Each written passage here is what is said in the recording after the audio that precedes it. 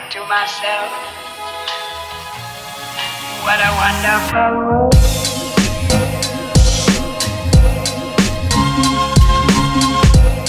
Yo, what is going on, everybody, and welcome back to SoCal Exploring. My name is Scott. You are watching the #1 stop for all things theme park related and stuff related to attractions in the Southern California area. And woo, it has been a while since I've done one of these sit down videos.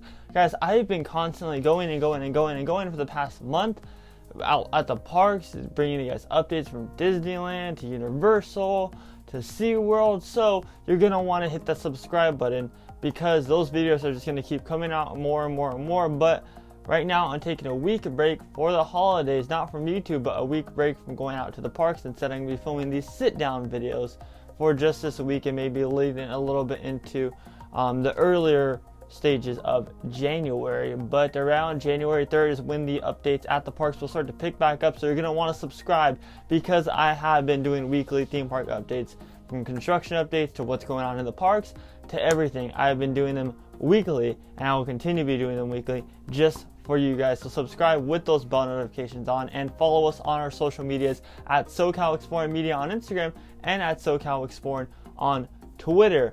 Well, Star Wars Rise of the Resistance, the brand new immersive attraction, the biggest ambitious attraction that Disneyland has ever created, will be opening at the Disneyland Resort, Disneyland in specific, on January 17th. It's already opened up at Disney's Hollywood Studios in Walt Disney World. However, that wasn't the case for Disneyland, as they announced that Disney World would be getting their Rise of the Resistance opening date a lot earlier than Disneyland, and that is the case. There's tons of people from California that went over to the East Coast to go experience Rise of the Resistance. Unfortunately, I was not able to do that, so I had to wait till January 17th. But I will be there on opening day. The question is here, how exactly can you ride a Rise of the Resistance? Because as we know with Star Wars Galaxy's Edge, when that first opened, it was a little bit complicated. There's a lot of confusion going on, and only a select few people got to go in to Star Wars Galaxy's Edge in like the first month of it opening, that being myself as well. With Rise of the Resistance, it's a little bit, actually it's not that much of a different process, but with the opening day crowds that Hollywood Studios had over in Orlando, I'm going to be giving you guys a complete guide on how you can jump on to Rise of the Resistance, a brand new immersive attraction in Star Wars Galaxy's Edge, as fast as possible and as quick as possible and as easy as possible. So everything that you need to know regarding opening day of Rise of the Resistance at Disneyland will be in this video. I'm going to help you guys out and explain what time I think you should get there, what time I think you should park, how much time you should give yourself to get inside the park. All that stuff will be in this video, so stay tuned. Let's hop right into my complete guide to Star Wars Galaxy's Edge Rise of the Resistance immersive attraction opening day at Disneyland on January 17th. The title will be shortened, obviously, but let's hop right into it. Alright, so the first thing is, what time should you get there? In Hollywood Studios, I saw the pictures all over the internet, I saw the videos all over the internet. Hecticness. People were lining up at 3 in the morning just to get into Hollywood Studios to ride Rise of the Resistance. I mean, it's insane. It's not like it was just a small little line like Guardians of the Galaxy Mission Breakout had when they opened it up and people were lining up in the middle of the morning. No, these were crowds at 3 in the morning. Now, here's one good thing, is a lot of people have already seen Rise of the Resistance, because like I said, a lot of people from this coast have gone over to the East Coast to experience it already. So the demand of wanting to board the ride on opening day here won't be as high as it was over in Hollywood Studios, because no one had seen it yet. I feel like the crowd's going to be a lot less. However, they're still going to be very big. Don't get me wrong on that. They're still going to be very, very big, but they will be a lot less than Hollywood Studios crowd. I highly recommend, and this is my plan. I got a hotel already in Anaheim because I live closer to the San Diego area, so obviously I don't want to be driving early in the morning and driving later that night after I'm tired and had a long day. So I'm going to be lining up there at 4 in the morning, and I highly recommend you get there somewhere around 4 to 6 in the morning. I feel is your safe spot, because there's this thing called a virtual queue. Now, the virtual queue is essentially how you will board Rise of the Resistance. You can't just walk into Disneyland at 1 o'clock p.m. on that day and jump on to Rise of the Resistance, because odds are all the boarding passes, as they're called, will be gone.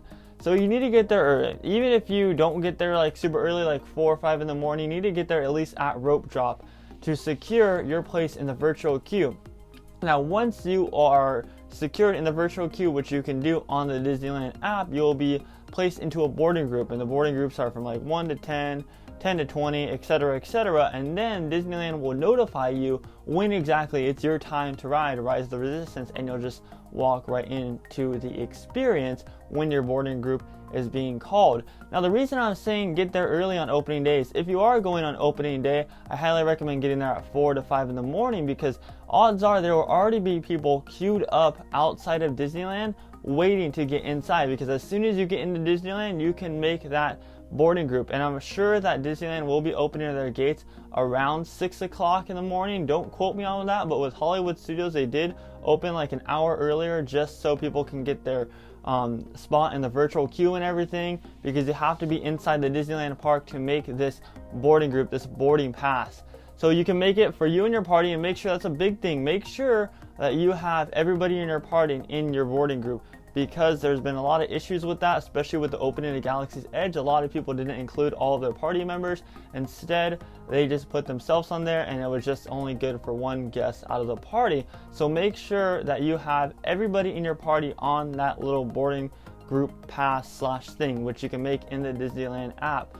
Now, there will be stations throughout the park as well where you can make, if you don't want to use the Disneyland app, where you can join a boarding group and wait in line for the virtual queue, and those will be available. Just ask a cast member wherever they are located at, and I'm sure they'll be happy to direct you to wherever those locations are actually at. Now, here's the really bad thing, which is, I hope it's not the same with Disneyland. I hope, because we have the same process of virtual queue and everything with that Hollywood Studios has had with the virtual queue.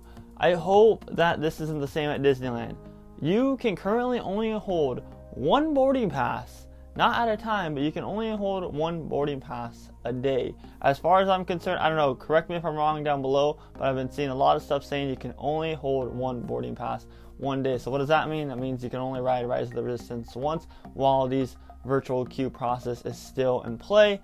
I hope that's not the same way at Disneyland. I'm not thinking so, but if it is, we don't have to do that for so long, because like with Galaxy's Edge, when they did the boarding group thing, it only lasted for like 3 weeks, and then now it's obviously anyone can walk in there.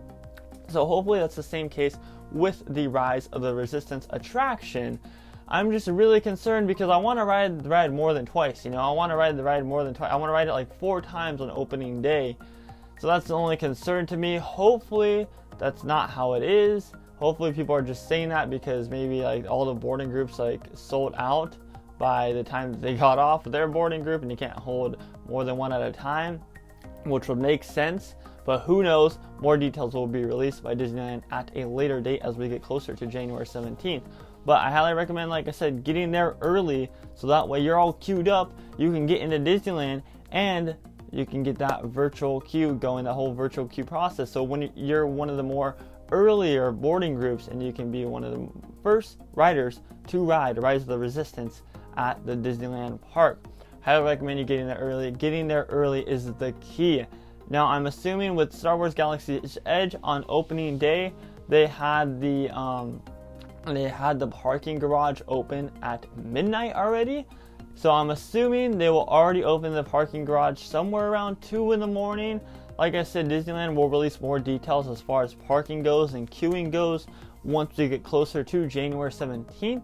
But with Galaxy's Edge, they did open the parking garage very early, and I'm assuming that this will be the same case for Rise of the Resistance. Just make sure to be paying attention to our socials and Disneyland socials, because we will be posting when that information is provided to us and posting it all over social media and all of that stuff. Number one key to riding Rise of the Resistance on opening day is getting there early. There's no other way you can do it. Those boarding groups will go fast. I'm assuming they'll be gone by 10 o'clock in the morning on the opening day. So the number one key is to get there early, because you will not be able to ride Rise of the Resistance unless you get there before 8 o'clock in the morning. And that is coming truthfully for me, just seeing it on the internet happen over in Orlando. I haven't even experienced that yet, and I can already tell you will not be able to ride Rise of the Resistance unless you get there 8 in the morning or earlier. So highly recommend that you get there early. And now once the boarding passes are all out, it will tell you on the Disneyland app, but it will tell you that you can go into like a kind of a queue. So say some guests don't show up to their specific boarding time, you will get replaced, or those guests will get replaced with you, so you'll be able to experience the attraction. So even if you do get there late and you still want to try and ride the attraction, it's not a guarantee, but you can go onto the Disneyland app and be placed in a queue just in case anyone drops out of those specific boarding groups. But odds are on opening day, nobody's going to be dropping out of those boarding groups. And that is my complete guide on how to ride Rise of the Resistance on opening day. It opens up on January 17th in Star Wars Galaxy's Edge at the Disneyland Resort. Very exciting stuff. If you want to watch the POV, go ahead and watch it. It's all over the internet right now. Obviously, I don't have one because I didn't experience it, and I already spoiled it for myself. I already watched the POV, and oh my goodness, I am so thrilled and excited for this because it is, Jesus, it's insane. I am so excited to ride Rise of the Resistance. We'll be there on opening day, so if you see us come up and say hi, I'll be filming a full vlog as well as a POV and pictures and everything. Like I said, you can find all of that on our social media at SoCal Exploring Media on Instagram and at SoCal Exploring on Twitter, and subscribe with those bell notifications on so you don't miss that video and other theme park updates that we're doing every single week. And visit our website SoCalExploring.com for more detailed theme park updates and news regarding attractions in the Southern California area. My name is Scott, and you have been watching SoCal Exploring, the #1 stop for all things theme park updates. Positivity is key, and most importantly, remember to keep exploring. Peace.